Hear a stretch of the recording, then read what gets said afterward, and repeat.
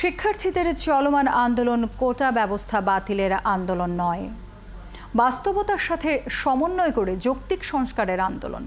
সন্ধ্যায় এক সংবাদ সম্মেলনে এই কথা জানান আন্দোলনরত শিক্ষার্থীরা। তারা বলেন, এই আন্দোলন মুক্তিযোদ্ধা কোটার বিরোধিতা নয়, আন্দোলনে যারা দেশকে স্বাধীন করেছে তাদের সম্মান নিয়ে কখনো প্রশ্ন তোলা হয়নি।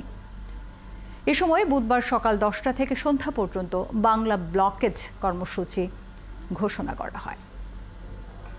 আমাদের আন্দোলনটি কোটা বাতিলের নয়, বরং বাস্তবতার সাথে সমন্বয় রেখে কোটার যৌক্তিক সংস্কার, সরকারি চাকরির সকল গ্রেডে অযৌক্তিক ও বৈষম্যমূলক কোটা বাতিল করে সংবিধানে উল্লিখিত অনগ্রসর গোষ্ঠী ও বিশেষ চাহিদা সম্পন্নদের জন্য কোটাকে ন্যায্যতার ভিত্তিতে ন্যূনতম পর্যায়ে এনে সংসদে আইন পাশ করে কোটা পদ্ধতিকে সংস্কার করতে হবে।